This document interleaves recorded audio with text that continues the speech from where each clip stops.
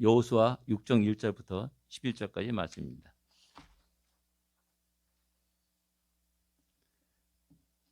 교독을 하겠습니다.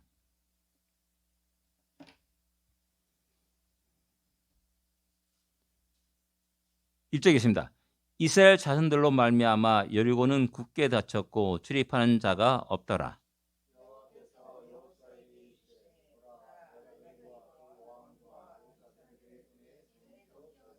너희 모든 군사는 그 성을 둘러 성 주위를 매일 한 번씩 돌되 엿새 동안 그리하라.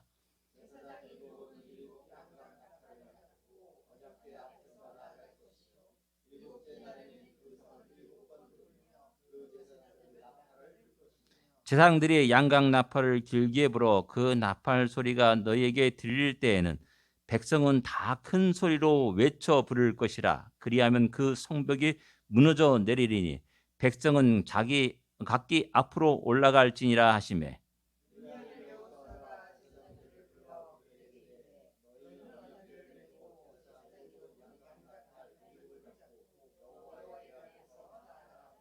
또 백성에게 이르되 나아가서 그 성을 돌되 무장한 자들이 여호와의 궤 앞에서 나아갈지니라 하니라.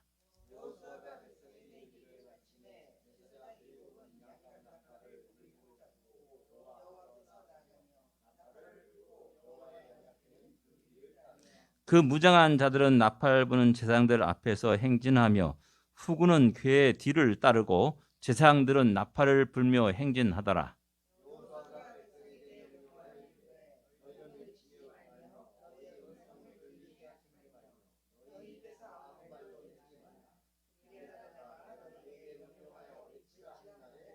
같이 겠습니다.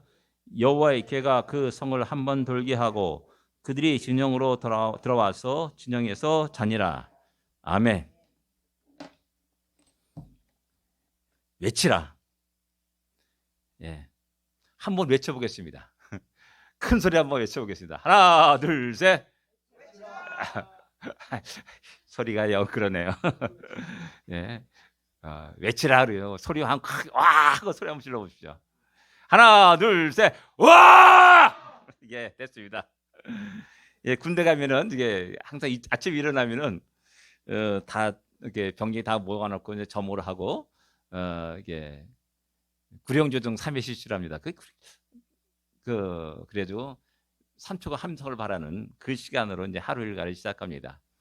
이게 왜 중요하냐면 이게 저는 공병대에 있었기 때문에 아주 상당히 그 어려운 그 공사들을 하고 피곤에 지쳐 찌들어가지고 온몸이 뻑적지근한데 억지로 일어납니다. 일어나가지고 구령조서 3회시에서 큰 소리에 외치면서 하면 또 괜찮아져요. 그리고 또 하루를 또 지내가는 겁니다. 그리고 또 저녁 되면 지침 파김치가 돼가지고 그 다음날 일어나면 뻑적지근합니다. 또 그렇게 하면 또 살아가요. 이게 이제 3년 동안 반복되다 보니까는 이제 긴장 속에 그런 거겠죠. 이제 제대하고 나서 한 달 동안 이제 퍼져났습니다. 저는 무슨 큰 병이 들은 줄 알았어요. 그냥 쓰러지면 자는 거예요. 그냥 누웠다고 자는 거예요. 야, 내가 왜 이럴까 하면서 아주 상당히 그랬던 적이 있었는데 그게 한 달 가더라고요. 예. 우리가 사실 오늘 본문은 여리고성을 점령하는 장면을 우리에게 소개하고 있습니다. 우리가 이 말씀을 이제 우리가 적용해서 땅 밟기를 하는 많은 사람들을 보게 되고 교회도 볼 수가 있습니다. 근데 우리가 한번 생각하시는 것은 과연 하나님은 땅 밟기라는 의미로 이 성경을 우리에게 소개하고 있는가라는 겁니다. 그냥 과연 하나님의 뜻은 무엇이며 이 사건을 통해서 우리에게 말씀하시는 것은 무엇인가를 한번 생각해 볼 필요가 있다는 사실입니다. 요단을 건넌 후에 이스라엘 백성들은 가나안 땅의 첫 성인 여리고를 향하여서 진군합니다. 그리고 그 진군하는 속에서 여호와의 군대 장관을 만나게 됩니다. 이런 모든 것들을 보게 되면은 모든 것이 하나님의 도우심이 있었고 하나님의 인도하심이 있었고 또 장차 우리에게 승리를 줄 것이라는 사실을 갖다가 이스라엘 모든 백성들은 알게 됩니다. 승리는 당연히 우리 거다라는 그런 마음으로 이렇게 여리고성을 향하여 달려갑니다. 우리가 제일 먼저 생각하는 것은 1절에 보면 여리고성이 굳게 닫혔다라는 것입니다. 여리고성이 굳게 닫혔다. 어떤 장면을 그릴 수 있습니까? 하나님의 행하신 크고 놀라운 일들이 가나안 땅 모든 사람들에게 들려졌고 확인할 수 있었습니다.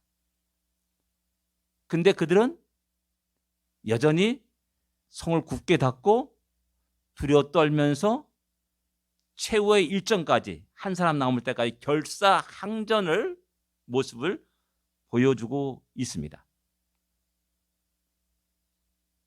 문을 열고 항복해가지고 엎드리는 것이 아니라 마지막 순간까지 최후의 일각까지 결사항전의 모습을 보여주는 것이죠. 이 장면을 통해서 우리는 인간이 얼마나 완악한지를 알게 됩니다. 끝까지 자기 고집으로 죽음을 향하여 달려가는 어리석은 모습도 발견할 수가 있습니다. 하나님 향해 크고 놀라운 일을 그들 모두는 보고 들었습니다. 확인할 수가 있었습니다. 얼마 떨어지지 않은 요단강에서 벌어진 일이었습니다. 근데 그 사실을 인정할 수 없습니다. 그리고 그 하나님의 전능하심에 굴복하지 못합니다. 그리고 끝까지 그 하나님을 대적하는 모습으로 그들의 삶을 우리에게 보여주고 있습니다. 애굽의 바로왕이 그랬음을 성경은 출애굽기에서 우리에게 이야기합니다. 그리고 가나안 땅의 대부분 민족들이 또 그래야 했습니다. 하나님을 끝없이 대적하였고 그런 모든 자들은 멸망의 길로 떨어지고 말았습니다. 인간의 완악함과 교만함과 완고함과 고집스러운 모습을 발견하게 됩니다. 우리 인간은 위대한 문명을 일으켰습니다. 놀라운 과학의 발전을 이루었습니다. 도저히 적응할 수 없는 우리 같은 사람들은 저 같은 사람은 적응할 수 없는 그런 세상이 되었습니다. 반도체 386을 때 그때 제가 컴퓨터를 샀습니다. 비싸게 샀습니다. 지금은 그런 컴퓨터는 저기 뮤지엄에 가야지만이 볼 수가 있습니다. 끝없이 놀라운 발전을 이루었습니다. 인공지능도 그렇고요. 양자 컴퓨터가 등장했습니다. 이제 만들었다 그래요. 그리고 이제 판매되는지 모르겠는데 그 양자 컴퓨터가 나왔다고 합니다. 이 양자 컴퓨터의 등장은 지금까지 우리가 갖고 있는 모든 패스워드 비밀 체계들이 다 무너진다고 그랬는데 어떠한 그 패스워드도 다 금방 쉽게 깨트려버리고 침투할 수 있다라고 이야기합니다. 초전자체가 발견되었고 또 상온의 초전자체가 지금 만들어질까 말까 하는 그런 상황 속에 이르렀습니다. 복제 기술은 어떻습니까? 여러분들 이제 인간을 복제하지 않았지. 복제 바로 그 모든 것들은 다 갖춰진 상태임을 잘 알고 있습니다. 우주여행이 시작되었습니다. 화성으로 이민 가겠다라고 테슬라 누굽니까? 그 양반은 지금 이야기하고 있습니다. 죽은 자를 다시 살릴 수 있는 그 의료 기술이 발달하면 나도 다시 살아날 수 있다라고 해서 냉동 인간으로 지금 보관해놓은 사람들도 있습니다. 이런 인간이 이룬 이 과학 문명들을 우리 모두가 다 놀랍니다. 깜짝깜짝 놀랍니다. 그런데 안타깝게도 우리들은 하나님이 행하신 신묘막측한 그 일들에 대해서는 우리가 인정하지 않습니다. 도리어 외면하고 거부합니다. 반도체와 우리 몸 안에 있는 세포와 비교하면 어느 게 더 뛰어납니까? 상상도 할 수 없는 차원이 있습니다. 작년인가 재작년인가 우연히 기사를 읽다가 어떤 사람이 우리 소화되는 소화 기능에 그 모든 걸 그대로 갖춰가지고 음식을 넣고 소화시키고 나중에 똥으로 나오는 그 과정들을 만들었어요. 뭐 별 희한한 걸 다 만들어요. 진짜 똥이 나온답니다. 근데 그 지구가 이 방만한 것에 가득 찬 겁니다. 근데 그런 기능들이 내 뱃속에, 요만한 뱃속에 다 들어가는 겁니다. 하나님이 행하신 너무나 놀라운 일들이 내 몸 안에 다 볼 수가 있습니다. 근데 인정하지 않습니다. 어느 기계가 70년, 80년 더 나아가서 100년까지 톡톡톡톡톡톡 튀면서 작동하는 기계가 어디 있습니까? 내 심장이, 우리 심장이 그렇지 않습니까? 이 놀라운 일들을 인간은 외면합니다. 인정하지 않습니다. 그래서 끝없이 하나님께 대적하고 함께 영광을 돌리지 않습니다. 그래서 이런 인류의 역사는 이런 불신앙의 역사를 계속한 겁니다. 근데 성경은 그런 가운데서 희귀하지만 라합과 같은 한 여인의 모습을 우리에게 보여줍니다. 기도원 백성들과 같은 그 민족의 모습을 우리에게 보여주고 있습니다. 그들은 하나님의 능력 앞에 무릎을 꿇은 자들입니다. 하나님이 행하신 크고 놀라운 일들 앞에 항복한 자들입니다. 그리고 자신들의 모든 것을 하나님께 맡기는 그런 모습을 성경은 우리에게 보여주고 있습니다. 지키 몇 사람입니다. 라합, 룻, 그리고 기브온 백성들. 우리는 여기서 우리는 어떤 길을 걸을 것인가에 대해서 한번 심각하게 생각해야 됩니다. 계속해서 가나안 백성처럼 나의 어리석은 인생길을 계속 걸으며 살 것인가? 우리 모든 물론 아니라고 말합니다. 아예 어떻게 난 믿는 사람인데 내가 어떻게 그런 길을 걸어갈 수 있냐? 라고 말합니다. 그런 아닙니다. 실제 우리의 삶의 방법과 선택의 모든 것들은 세상과 별반 다르지 않은 모습 속에서 살아갑니다. 왜 그러냐면 우리는 이 땅에 발을 붙이고 살아가기 때문에 그렇습니다. 우리는 이 땅에 교육을 받으며 살아갑니다. 내가 인정하지 않던 관계 없이 나는 이 땅에 어떤 물들면서 살아가는 존재들입니다. 세상에 닮아가고 있고 세상의 가치관에 물들어가고 있고 세상 사람들이 살아가는 방법대로 우리의 삶을 살아가고 있는 겁니다. 얼마나 많은 하나님의 은혜가 우리 가운데 있었습니까? 우리의 인생 가운데 얼마나 많은 하나님의 인도하심과 역사하심이셨습니까? 그럼에도 불구하고 여전히 우리들은 내 생각과 내 방법과 내 계획을 앞세우며 살고 있지 않냐는 겁니다. 세상 사람들이 추구하는 그것을 추구하며 살아갑니다. 열심히 일합니다. 입을 것, 먹을 것, 잠잘 것을 위해서 일합니다. 부귀 영화를 위해서 일합니다. 우리의 삶의 목표와 또한 방향이 과연 바른가라는 겁니다. 우리는 무엇을 위해 하루하루를 살아갑니까? 무엇을 위해 한 달 한 달, 1년 2년을 살아갑니까? 1절의 모습은 야, 여리고성이 그런 모습이구나 라고 생각하는 것이 아니라 오늘을 살아가는 우리의 모습이기도 하다라는 사실입니다. 이제 우리는 하나님의 놀라운 능력과 권능 앞에, 그 영광 앞에 무릎을 꿇어야 됩니다.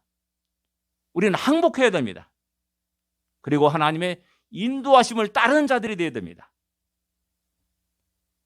하나님이 우리를 지키 사랑하심을 깨닫고 우리의 모든 인생의 문제를 우리 하나님께 맡길 수 있는 믿음의 사람이 되어야 됩니다. 세상 사람은 추구합니다. 세상 사람은 열심히 땀을 흘립니다. 세상 사람은 그것을 가지려고 치열하게 경쟁하고 싸웁니다. 그리고 정복합니다. 그러나 하나님은 그것이 우리의 행복이 아니라는 사실을 끝없이 이야기하면서 말합니다.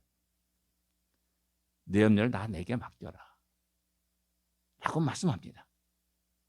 원수 갚는 것도 내 안에 있다라고, 내게 있다라고 말씀하십니다. 수고가 뭐냐, 다 내게로 오라라고 우리 주님은 말씀하고 있지 않습니까? 그럼에도 여전히 내 방법대로, 내 생각대로 여전히 살아가려고 하십니까? 다시 말씀합니다. 이젠 항복하십시오. 이젠 무릎을 꿇으십시오. 이젠 하나님의 인도하심에 따라서 살아가는 여리고성의 사람이 아니라 진정 이스라엘 백성들의 모습으로 살아가는 우리가 되어야 됩니다. 두 번째 생각은 하나님의 이상한 명령이 3절부터 5절까지 쭉 일어나고 있음을 보게 됩니다. 3절에 보면 매일 성주일을 한 번씩 6일 동안 돌라라고 하나님이 명령하십니다. 그리고 4절에서는 제사장이 7 양각 나팔을 불면서 언약궤 앞에서 나가라라고 명령하시고 7번째 날에는 성을 7번 돌라라고 말씀하십니다. 5절에서 보면은 제사장이 양각 나팔을 길게 불 때 그 소리를 들으면은 백성 다 크게 소리를 외치라라고 명령하십니다. 그리고 그리하면 성벽이 무너져 내릴 것이다라고 말씀하십니다. 이런 명령은 어느 하나 우리가 생각하고 방파하는 우리가 생각하는 것 이해할 수 없는 것들입니다.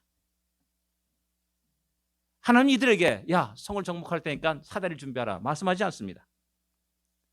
성을 무너뜨리기 위해서 공성 장비를 준비하라라고 말씀하시지 않습니다. 성을 무너진 다음에 너희 들어가서 적군들을 물칠 칼과 창을 예리하게 준비하라라고 말씀하지 않습니다. 이런 모든 것들은 지금까지 우리가 생각하고 우리가 했던 습관적으로 행했던 세상의 방법들입니다. 그렇지 않습니까?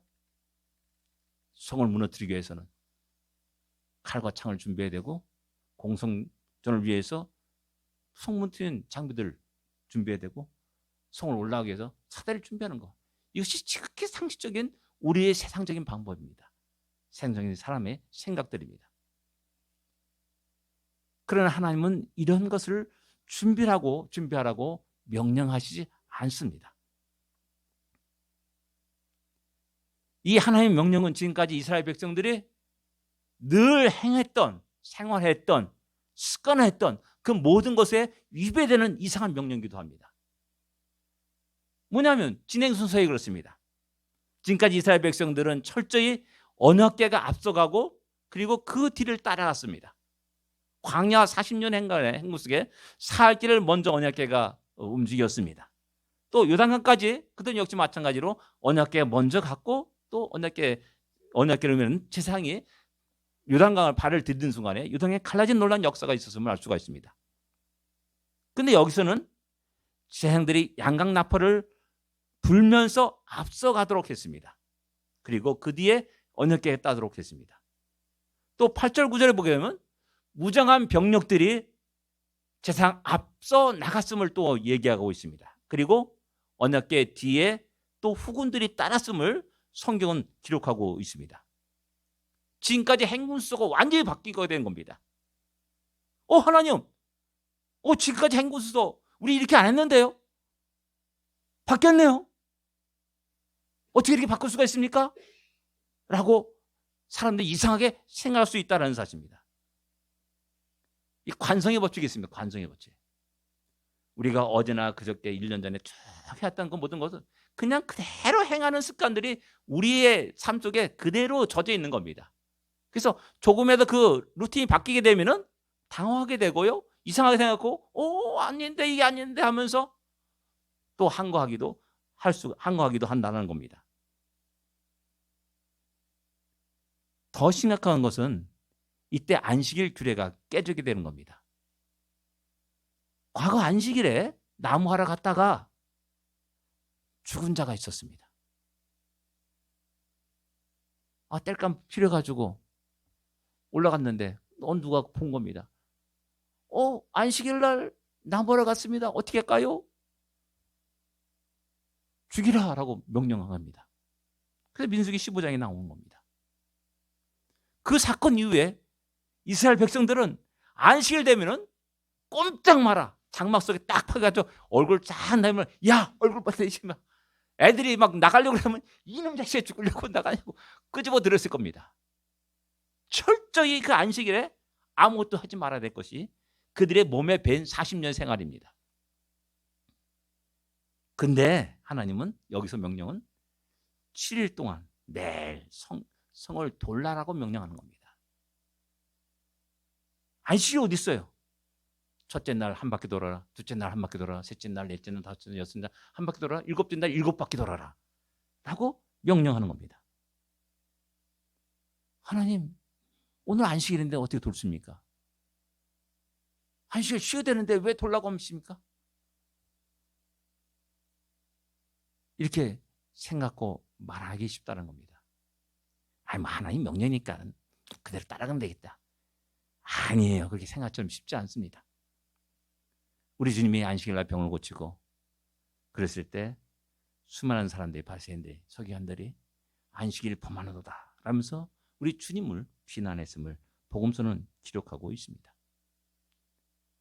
그래서 지금도 유대인들은 그 안식일을 철저히 지키려고 전기코도 뺏거나 그걸 누르지 않고 엘리베이터 단추도 누르지 않으려고 하는 애를 쓰는 그런 민족이 유대인들이 아닙니까? 근데 안식일 날 돌라고 하는 겁니다. 7일 가운데 하나가 안식일 아닙니까? 또 침묵하면서 행군하라고 명령합니다.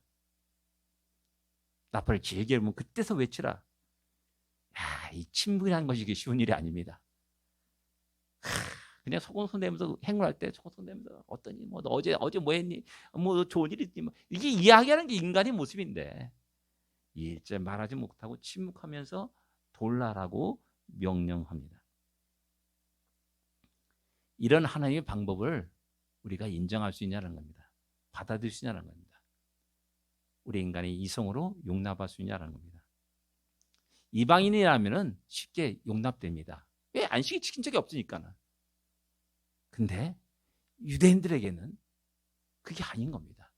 이스라엘 백성 40년 광야 생활한 이스라엘 백성들에게는 이 명령은 굉장히 당혹스러운 명령일 수가 있습니다.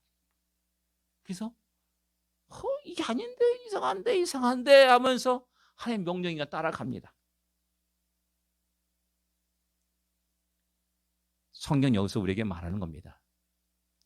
그러나 이해할 수 없지만은, 납득이 안 되지만은, 용납이 안 되지만은 그 하나님의 명령에 따라서 온전히 순종했을 때 그 하나님의 말씀대로 되었더라라는 것들을 우리에게 보여주고 있는 겁니다. 아무리 소리를 진다고 해도 여리고성이 무너지겠습니까? 우리 인간의 이성은 그렇지 않습니까? 근데 그게 외쳐라. 근데 외쳤더니 와르르 무너지는 겁니다.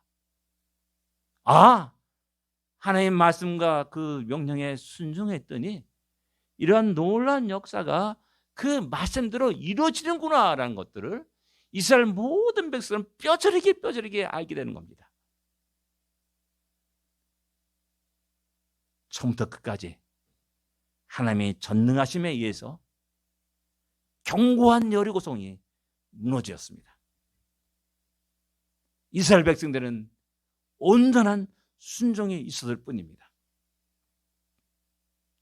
하나님은 이스라엘 백성들의 온전한 순종을 통해서 일하셨고 하나님의 영광을, 전능하심을 모든 사람들에게 드러내신 사건입니다. 근데 세월이 흐릅니다.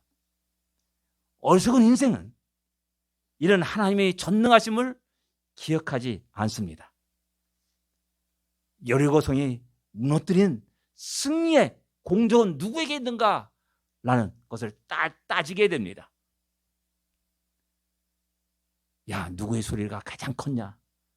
1등 공식, 2등 공식, 3등 공식 나누게 됩니다. 내가 뭐 소리 지르라고 얼마나 목이 터진 줄 아냐? 라고 또 자랑하는 사람도 일어나게 됩니다. 야, 말하고 싶은 것이 얼마나 많은데 꾹꾹 참고 내가 그 고통스러운 속에서 빙빙 도는 줄 아냐? 라고 말하는 사람도 일어납니다. 무장한 자들은 무장한 자대로 자기의 공로를 이야기할 수 있습니다. 제사장들 역시 마찬가지로 그렇습니다. 진중에 남아있는 다른 백성들은 역시 할 말이 없겠습니까? 야, 우리가 얼마나 기도했는데 아느냐? 라고 이야기하면서 자기의 공로를 내세울 수 있다는 겁니다. 그런데 여리고성이 무너졌을 때 이와 같이 말한 사람이 있었을까요? 하나도 없었습니다. 감히 어느 누구도 내 공로를, 내 공적을, 나의 노력을, 나의 수고를 이야기할 수 있는 사람은 하나도 없었습니다. 그런데 이제 여리고성이 끝나고 오랜 세월이 흘렀습니다. 오늘 현대가 왔습니다. 우리는 작은 일을 어느 것을 하면서도 우리는 내가 수고한 것들을 드러내기를 원하고 내 자랑을 드러내기를 원합니다. 작은 일에 공적을 다투는 일도 많아지게 됩니다. 그 공적을 다툴수록 우리는 역으로 하나님께 영광을 돌리는 일은 점차 사라졌다는 사실입니다. 이것이 문제인 겁니다. 교회에서도 마찬가지입니다. 누구 참 수고했습니다. 누구 참 고생했습니다. 누구 참 많은 여러 가지 애를 썼습니다. 라고 말하는 것이 점점 풍성해질수록 함께 영광을 돌리는 일들은 점점 작아지고 사라진다는 겁니다. 그래서 저는 가급적 여러분들 이름을 드러내지 않기를 원하는 겁니다. 진짜 그렇습니다. 저는 칭찬은 하나님께 받으시고 상도 하나님께 받으시기를 원합니다. 내가 내 자랑을 드러내는 순간, 다른 사람이 나를 그것을 인정하기를 원하는 그 순간에 우리는 하나님께 영광을 돌리는 일이 사라지게 되는 겁니다. 우리는 하나님께 온전히 영광을 돌릴 수 있어야 됩니다. 그분의 전능하심과 인도하심에, 그분의 은혜에 감사를 드리시는 우리가 되어야 됩니다. 우리의 공로를 자랑하는 어리석음을 범해서는 결코 안 됩니다. 우리 마음속에 일어나는 그런 수금이 고개를 드는 그런 생각도 우리는 누르고 없앨 수 있어야 됩니다. 왜? 여리고성에 무너진 그 모든 것에 내 노력은 없습니다. 내 수고의 땀도 없습니다. 내가 한 명 적군을 물리쳐가지고 무너뜨린 그런 것도 없습니다. 오직 하나님의 능력만이 나타났을 뿐이고 하나님이 행하신 크고 놀라운 일들을 눈으로 볼 뿐이라는 겁니다. 그렇다면 우리는 오직 하나님께 영광을 돌리면서 하나님이 행하신 일이십니다 라고 말할 수 있어야 되지 않습니까? 세 번째, 온전히 여호와께 여리고를 바쳤다라고 17절에 말씀합니다. 예, 그렇습니다. 이겁니다. 16절에는 여호와께서 너에게 이 성을 주셨느니라 라고 말씀합니다. 여리고성을 하나님이 주셨습니다. 이스라엘 백성들에게. 그런데 17절에는 이 성과 그 가운데 있는 모든 것을 여호와께 온전히 바치되라고 말씀합니다. 하나님은 이스라엘 백성들에게 여리고성을 주셨습니다. 그냥 그대로 가져줬습니다. 은혜로 주셨습니다. 던져주었습니다.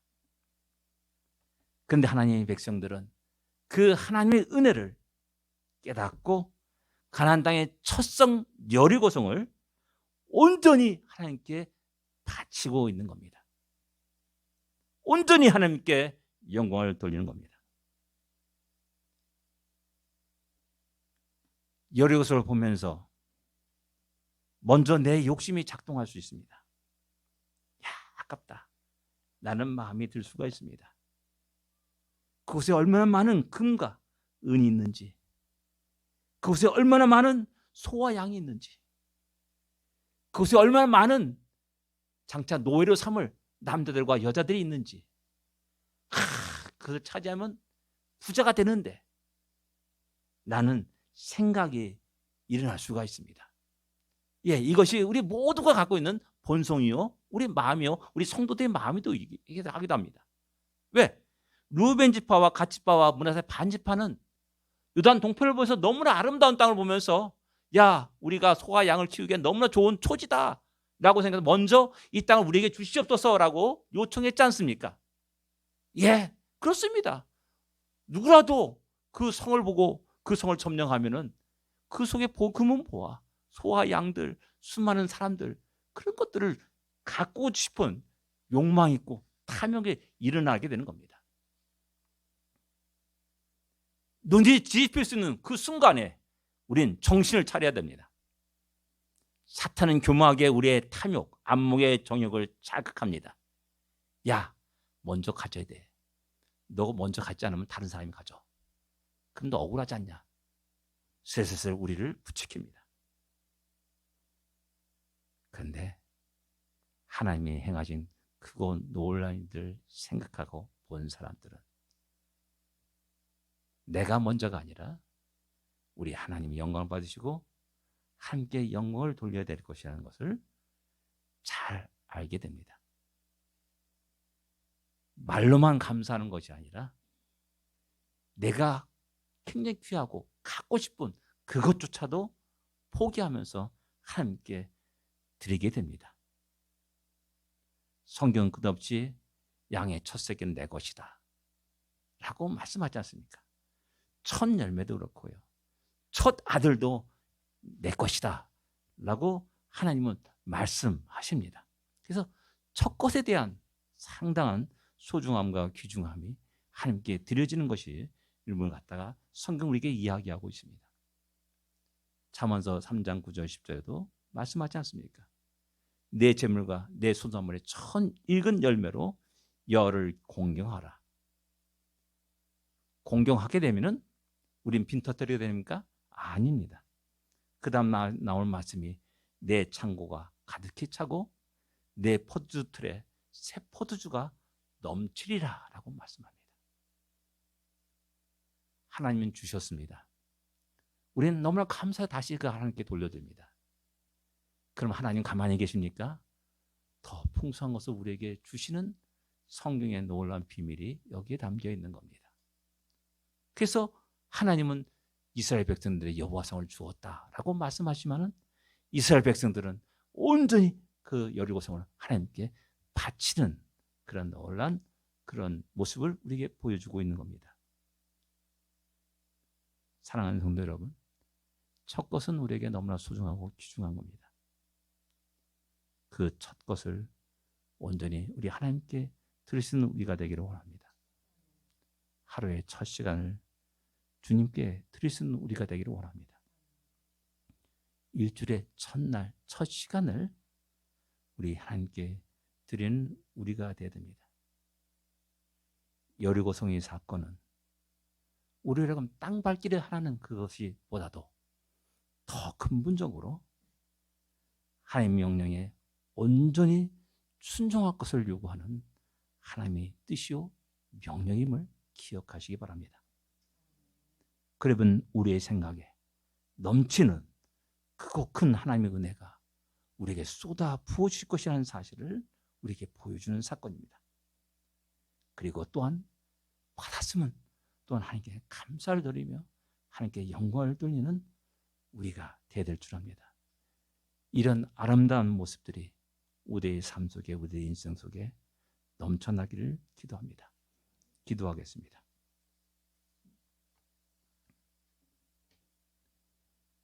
우리는 하나님께 항복하는 사람입니까? 여전히 세상 사람처럼 내 생각과 내 방법으로 치달아 달려가는 그런 사람입니까? 우리는 온전한 순종을 하는 사람입니까? 내 이성에 맞지 않는다고 해도, 내 상식에 용납되지 않는다 해도 할지라도 하나님이 말씀이기에 주여 따르겠나이다 라는 그런 모습 속에서 살아갑니까? 아니면 여전히 내 방법과 내 식으로 살아가는 자입니까? 우리는 온전히 하나님께 영광을 돌리는 사람입니까? 성도입니까? 아니면 여전히 우리의 공적을, 우리의 자랑을 드러내며 살아가는 사람입니까? 이것을 생각하시면서 저희 기도하시는 우리가 되기를 원합니다. 기도하겠습니다.